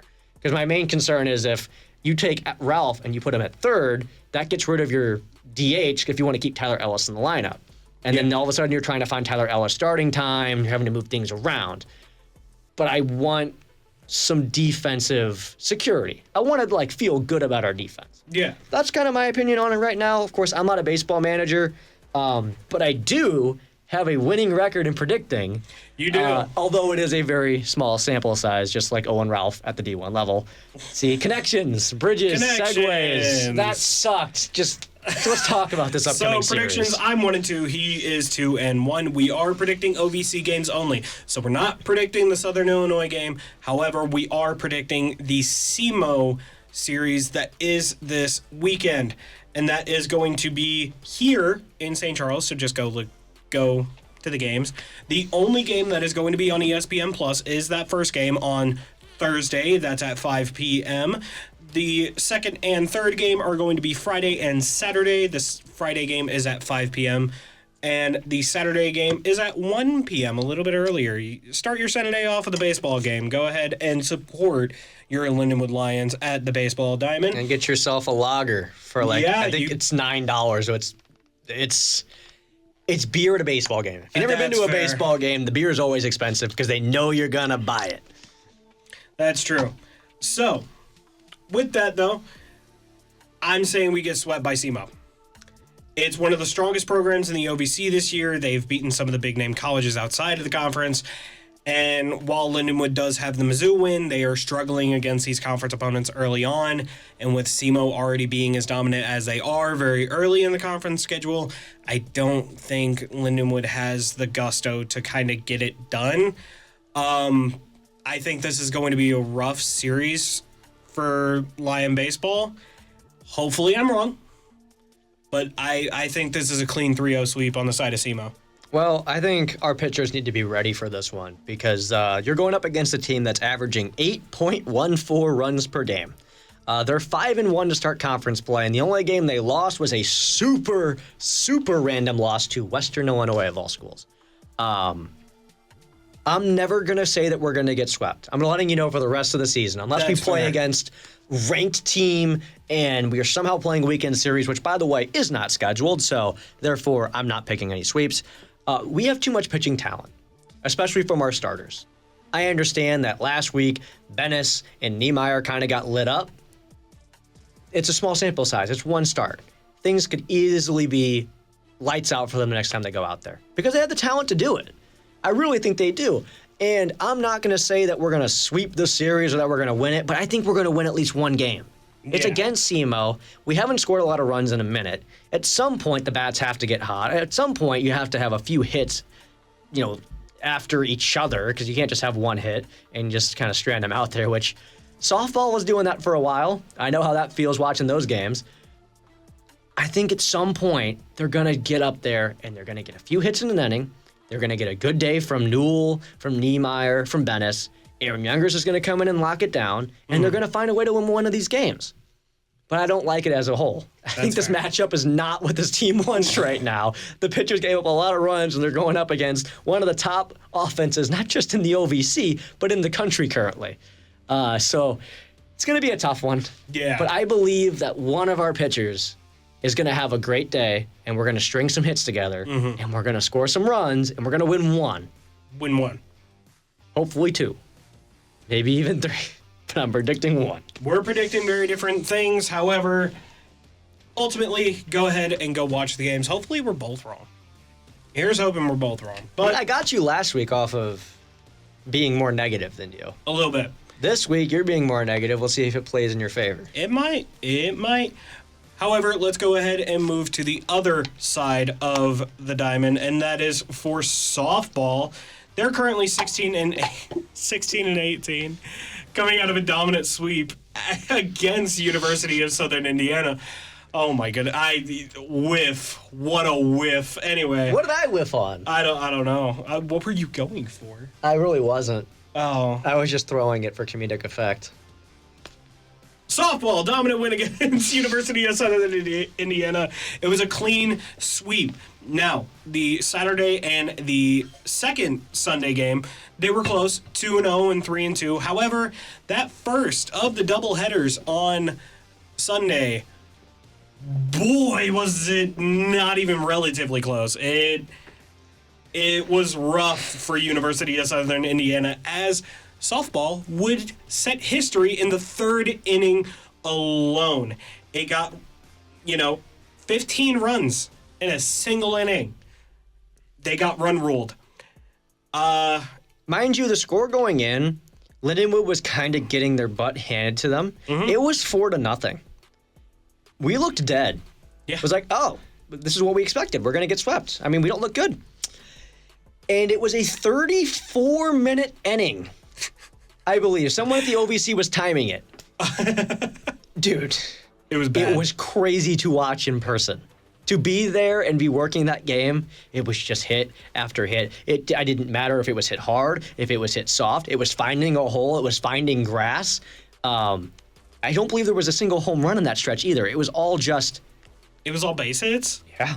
It was, doubles, triples, singles, little slap hits here and there. Dude, it was just a lot of hitting. It wasn't a bunch of damage done at once. It was just spread out, and it just kept going. And that's so, yeah. And all this, mind you, got kicked off because while the baseball team played Mizzou, the softball team played SLU, and softball also beat SLU. So softball beat SLU and then went into a tear of a series of the weekend. And how did they beat SLU? Walk-off hit by pitch. Really? Mm-hmm. Loaded them up. Needed a big hit. Instead, we got hit. Brought him in. By the way, complete game, one hitter from Samantha Rolanitis versus SLU. She is the reason why we won that game. Our offense, I believe, had 7 or 8 hits. We just couldn't score. That's why I brought up the softball team. There's been a lot of hitting. and they get a hit, and then they strand them. And then they get another hit, and then they strand them. Or they get a hit with 2 outs, they get something going, but there's 2 outs. Yeah. It just wasn't timely hitting. This weekend, you saw the timely hitting because they had those underlying stats and all the batting averages and the amount of hits that they had. You're like, where are these? How do we have this many hits? And we're like at the bottom of conference in runs. Well, this weekend, we finally saw why those numbers are there and that eventually things are going to turn in your favor with baseball or softball. You saw players like Kylie Crowder, Samantha Rowanitis just go nuts. Kylie, she hit 778 this week. So that's counting SLU and then all 3 of those games. She scored 3 runs, stole 2 bases, and then Samantha Rowanitis. Oh my Lord, what a performance this week. Basically just bailed out this team at the biggest point where she was needed. Because all of the starters right now, if you don't know, are dealing with some type of minor ailment. So some of your best pitchers are not able to go. They look to the bench. All right, Rowanitis, let's see what you got. Complete game 1 hitter versus SLU. And for the entire week, it was, let's see here. What are the numbers on this one? 15 1/3 scoreless innings across 3 games. 15 1/3. Yeah, she went a little nuts. We needed it big time. And as you mentioned, that 15 runs, the only time in our program history we've ever scored more runs in an inning was all the way back in 2020 versus the University of Health, Science, and Pharmacy. And that was the final game before the COVID lockdown. So I'm praying that we didn't just start another pandemic by scoring 15 in an inning. Hopefully it wasn't That's just us. how it goes. Lindenwood softball gets on a heater. World pandemic comes to cool Because they them were down. good that year. They actually had a really solid record, and then the season got canceled because of COVID. So hopefully, well, they didn't COVID. score 16 though. They only scored 15. So maybe 16 was We like broke the curse. thing. Yeah. We broke the curse. Well, maybe the curse kicks in at 16. Ah. So just never score more, unless you have 16. to. Unless you have to win the game. Yeah. But just for all of us, please don't do that. Anyways, that was stupid. But still, amazing performance from a team that had 0 momentum coming in. Very we both much had so. them not winning this series. No. I think I predicted that they were going to lose 2 of 3. You had them as a complete sweep. I thought we were going to get swept, and I am actually proudly wearing 0-3 as my prediction record because I am happy that I was dead wrong and that I'm sitting with not a single win on my predictions because, again, I picked them to get swept, and they were like, no. No, we're doing the sweeping. We're grabbing doing the broom. sweeping. But I will say one final note I had. Coming into this series, USI had only had 3 pitchers pitch for them all season long. Only 3. Yeah. Lindenwood, because we did that, forced someone to pitch their first innings of the season. We knocked them out of their whole 3-pitcher rotation and made them go to the bench. I'm kind of proud of that, too. I'm really proud of that. Because no one's been able to shake them like that. Even when they have a bad start, they stay in. And Lindenwood was able to really push the envelope and get them out of the game. So I love that. You know how bad it is when you have to break a pitcher rotation? Like, you force somebody to break their normal rotation. Perfect. Great. Awesome. Love it. So, now we're getting into predictions. Again, I'm 0-3. He's 1-2. We both predicted that, well, I predicted a clean sweep. He predicted at least 1 win. So, he at least got 1 point. However, I'm flipping my prediction. I think we're going to have another 3-0 weekend because our opponent is Tennessee State. And man, it is bad to be a fan of Tennessee State softball. Can I tell after you this. a little bit about Tennessee State? Well, let me do mine. And I but got you. I got a whole list of things here. I know you do. I see it, and I'm excited. And I think we actually have the same point. They are 0-24, and they're coming out of a series with SEMO, and SEMO run-ruled them twice in that series. This is good. This is going to be a simple weekend. I mean, so they've lost 24 straight games this season. They have yet to do anything versus the conference. They have not been competitive in the slightest. They have a team ERA of 8.45, and they've been run-ruled 8 times this season. Unfortunately, we had no expectations going into last weekend, but now there are expectations. Yeah. You have to sweep this team. Everybody has beaten this team. Your grandma could potentially beat this team. Your grandma could go out there with her walker, barely swing it, and still somehow get a home run off this team. And while we're joking, like, yeah, no granny's going out there and beating Tennessee State. There's still a D1 softball team. You need to win all three. You have to win all three. If you don't win all three, at least win two. And if you lose this series, man, where did the momentum go? Mm-hmm. But you have to see, I mean, this week, you have a week off. I don't know what they worked on. I don't know what pitchers we're going to see, who's healthy, whatever. But it really shouldn't matter. So give me 3-0. You're going 3-0. Yep. And hopefully after this week, you're 3-3 and I'm 4-3. Here's hoping. 4-2. 4-2. Math not really working tonight. Man, you're not able to add numbers. Both. Come on, you struggled too. Don't just throw me under the bus. So now we move on to the fourth and final spring sport, or the big D1 spring sport, and that is lacrosse. They're 4-8 now on the season. They played a close, gritty game against Kennesaw State with Taylor Coughlin playing great with 12 saves on that day. They, however, would split that weekend and fall to Queen's University, and kind of the salt on the wound on that one, we would be Queen's second win on the season after Queen's also beat Austin P. It is. It's just P. Austin P University.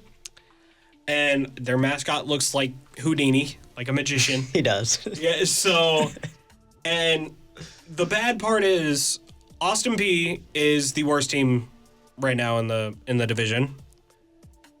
And we're not too far up from them. So it was not a great weekend to lose to Queens. I was so excited, though. I mean, Lindenwood beat Mizzou. They beat SLU. Oh, yeah. Lacrosse beat Kennesaw State. It was a great day to be a Lion. All these big-name schools. Kennesaw State, kind of big. FBS football program. I was about to say, Kennesaw State, if you play college football like 20, I think it was 25 whenever they finally came back to it, Kennesaw State in all of their simulations was like picked to win the Natty. Because they had a god-tier program. Because people kept playing with them because they were the worst team in FBS, and then this year they were actually pretty respectable. But anyways, that's besides the point. We had that great day. It was great to be a Lion. And at that point in time, I said to you, let's get lacrosse on the show. I didn't think anything of the Queens game. I was like, okay, you beat Kennesaw State, you're going to beat Queens. They didn't beat Queens. They had a 7-3 halftime lead in that game, and the game finished with a score that was certainly not 7-3. What was the final score of that game, Justin? I think it was 13-9, right? 13-9. So let's do the math on that one. They got outscored in the second half, 10-2. Now, this is coming off of a week where the second half against Delaware, the same thing kind of happened. Yeah, it was worse, actually. But I don't know what's going on in these second halves. Like, the team all of a sudden goes from world beaters to a team that is fairly competitive within the ASUN, has a top-tier offense. Look at the shooting numbers this year. Look at the scoring numbers. They're there for Lindenwood. And then defensively and goaltending-wise, they just can't get a stop. I don't know what happens. I don't know how you fix this. As someone who is somewhat new to lacrosse, I'm trying to figure out ideas. Yeah. I don't have them. Because at this point, you need your goaltender to pop off, but they don't have the goaltending talent there currently. I'm not sure what this team needs to do. I mean, they were outshot 16-9 in that second half. They allowed 13 goals on 21 shots on goal in the game, which doesn't come out all that well because that means there were more goals than saves. This is a problem. It's been a problem. And I really want to like this team. I want this team to do a women's ice hockey where we're like, oh, man, we're low on them. And then they get hot. They definitely still could because they have so much talent. Oh, yeah. I mean, Charlie, I think it's Venz. Is that how you say it? Thanks. Charlie Venz. Charlize. Your point? My point is, can you please look it up so I can say her name properly? Yeah. Because she deserves it. I feel bad mispronouncing names on the show. But between her and so many other players on this team that have just played so well this year, like Lucy Solander on offense, you're not getting any help. By the second half, it feels like, nope, we lost the draw control and it's going to be a goal. So that's where I'm at right now with this team is, the offense is there, but they got to figure out defensively what they're doing. Oh, it's Charlize Vang, is it not? Hold on. I know. I'm Continue with your point. I'll That look was it my up. point. My point is, I'm bummed out. This team has talent, and we had a chance to maybe get an interview this week. And because of that Queens game, it didn't end up happening. We had a great interview with Shotgun Sports. I don't know if that was necessarily. I think it was they wanted to buckle down a little bit, focus a little bit on the game plan. For sure. And I think that'll actually feed well into our predictions. So why don't we go you have ahead the and get name? into the... It is Charlize Vang. I figured it out eventually. So That bothers me so much. right now, 0-2 in lacrosse predictions, 0-2 in lacrosse predictions. I'm actually going to pick a win against Coastal Carolina this weekend. Okay. I think they could turn it around if they just clean up those late mental mistakes. I think that is what's killing a little bit of momentum in this team. If they can just figure out how to close out the second half, not even like outscore them in the second half, just maintain from what you can do in the first half and then maintain. Don't try to do anything flashy. Just stay the course and keep it even.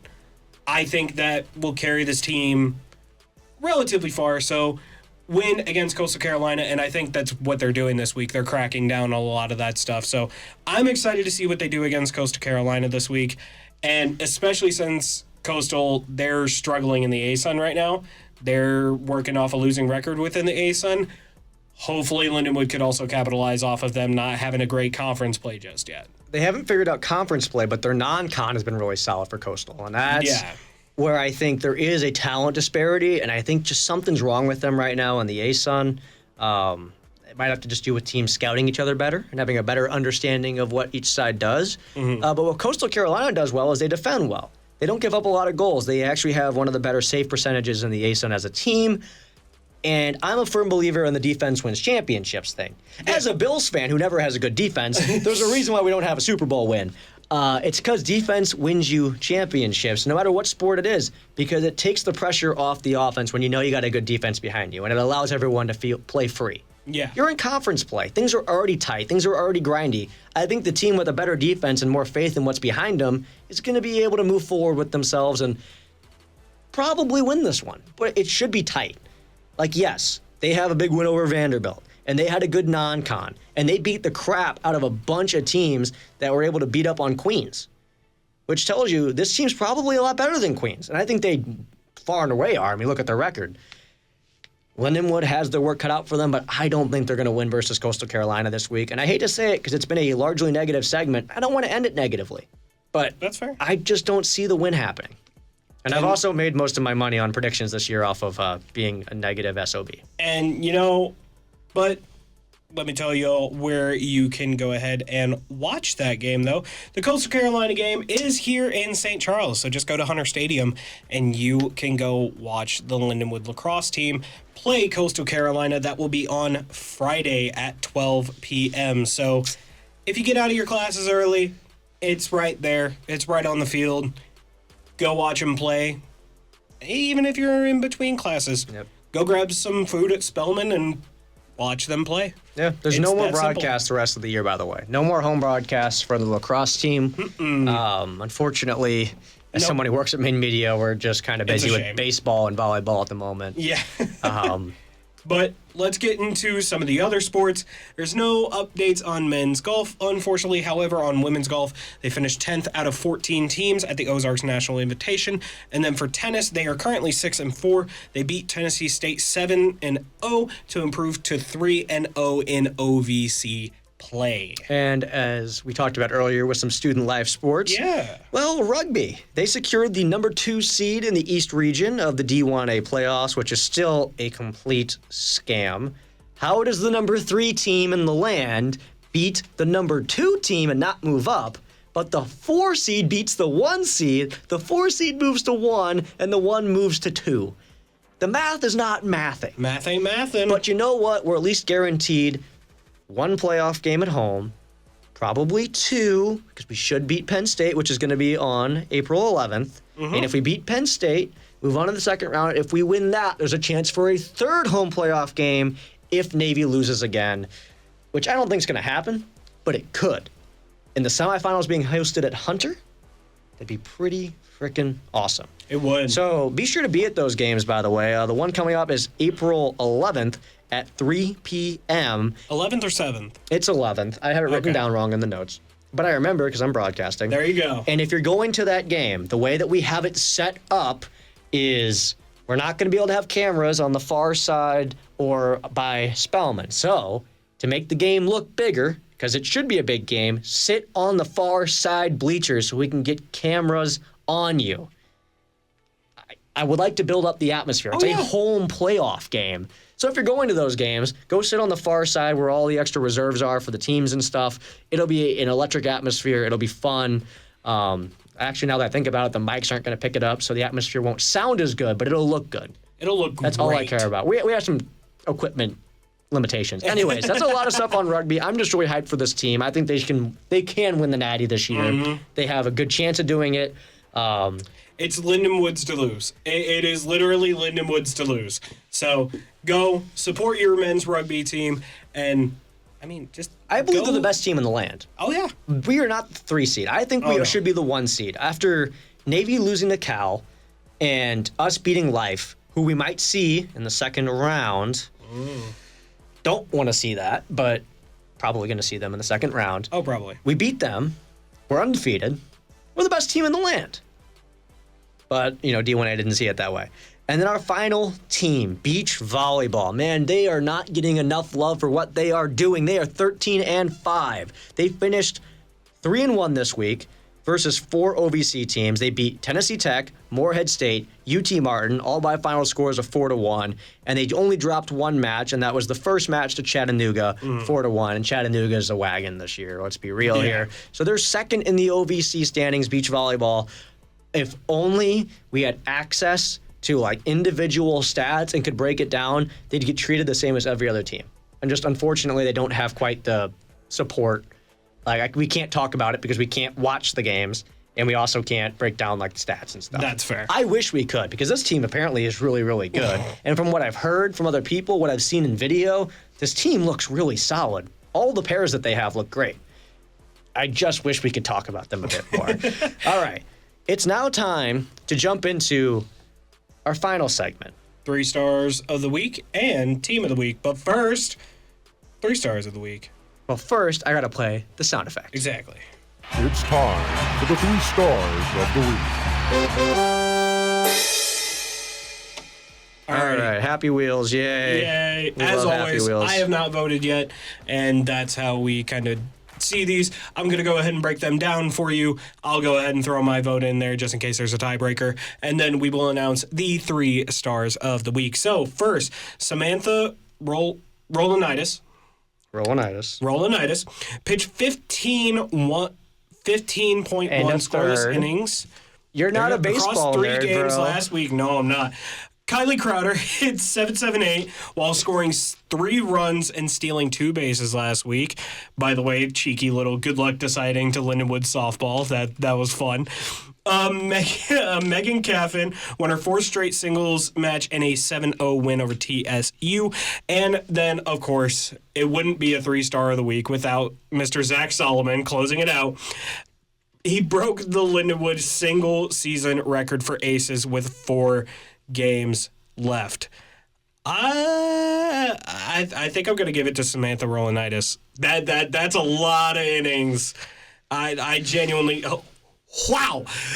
All right. Well, your 3 stars of the week. I'll go ahead and give them to you real quick. Let's save the drum roll for the top star. Yeah, let's save the drum roll for the top star. So, 3rd star of the week is going to be Zach Solomon with breaking the single season record for aces with 4 games left. The 2nd star is going to be Kylie Crowder with that hitting percentage and scoring 3 runs. And then your top star. Drum roll, please. It's Samantha Rolanitis with 76% of the vote. And there are 17 responses. There were 16 before me. 76% of the vote. I think everybody kind of acknowledged that the pitching is what helped them win this series, and she showed up pretty strong there. Yeah, I was really hoping, because I left a note at the bottom. I said, P.S. Good luck deciding at Lindenwood softball, because I know that they like to get on there and they want to vote for their own. And I was like, oh, we got 2 on there this week. Maybe it'll split. No. Samantha Rolanitis, they rallied behind her.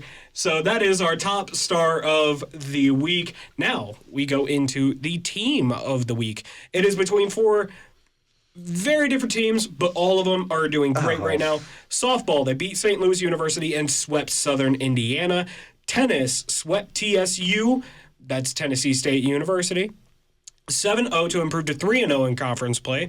Beach volleyball, 3-1 weekend. That puts Lindenwood second in the OVC with a 4-1 record. This is their first nomination for Team of the Week. Very nice to see them on the list.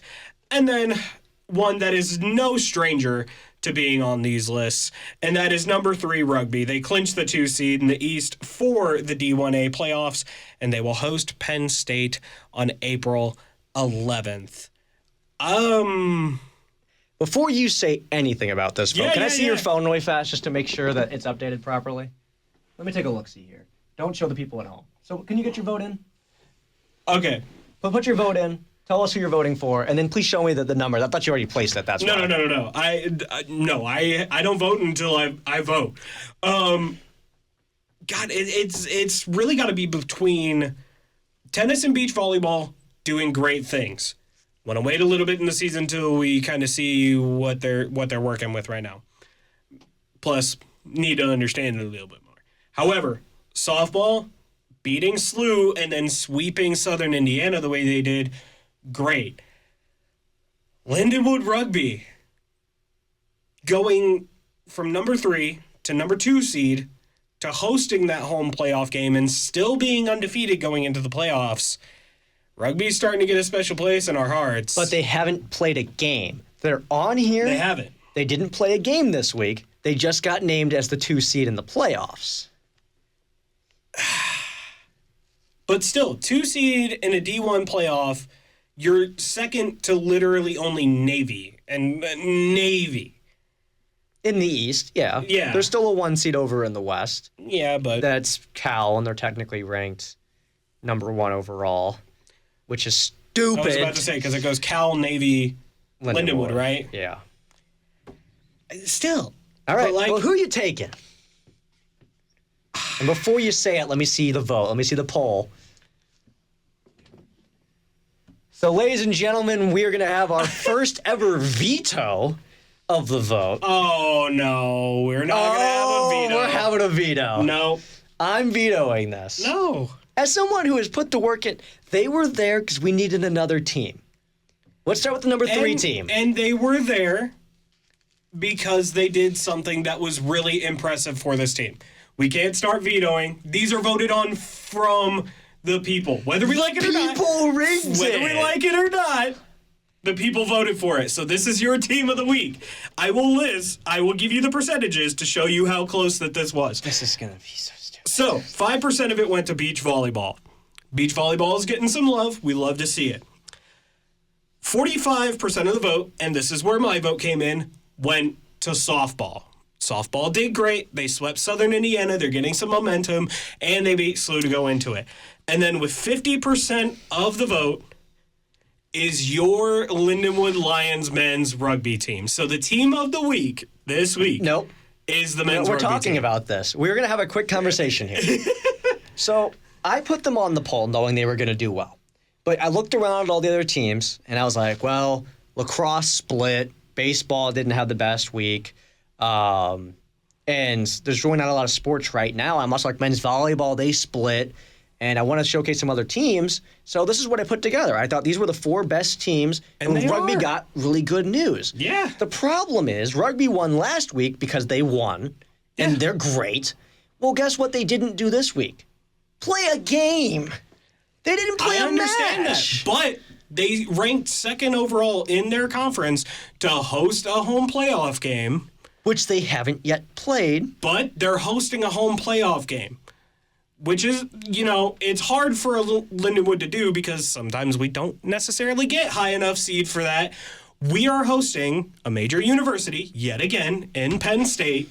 We're ranked second, literally only behind Navy in there, and we have a chance to host multiple home playoff games out of this. Now, I understand that I've created my own problem here by putting them on the list, but hear me out. If we make them the team of the week this week, yes.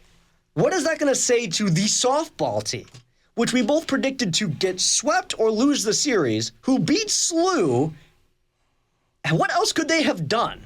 They played 4 games. They won 4 games. And rugby's living off of last week where they won Team of the Week. They won Team of the Week a few times. You're forgetting the crucial part of this, though. What? That I screwed up? And no, people that this voted? is fan voted. This is for the Lindenwood fans. I am essentially a co-president of this show, and the president of the United States gets to veto things. Now, you're also Your team a co-president. Of the week is technically rugby. We'll see how it goes. So anyway. How about this? Meet in the middle. We call it a tie. If you want to call it a tie, we could call it a tie. On the final post tomorrow, can I make it a tie? It'll be a co-team of the week, rugby and softball. There you go. There we go. Okay. I am Compromise. satisfied. I am satisfied with that. I feel bad.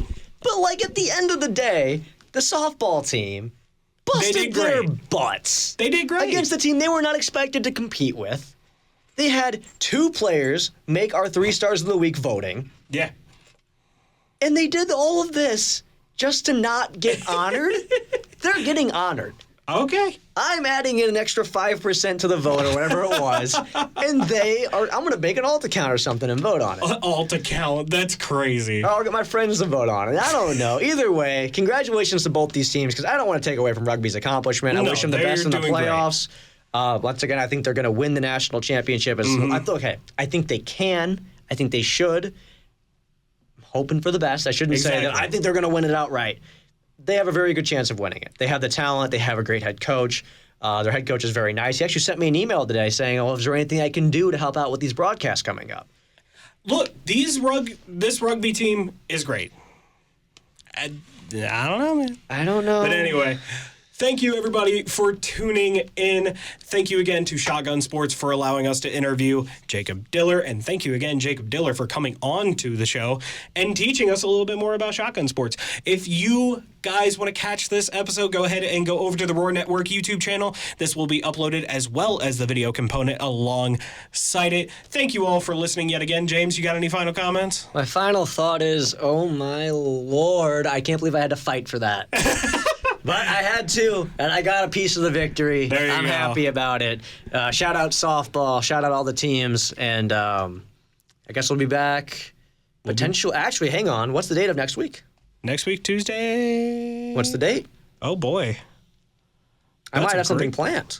Oh. Rubber Raggy. We were ready to get off the show. It's April 7th next week. Okay, April 7th. Well, there's a chance we'll have a show.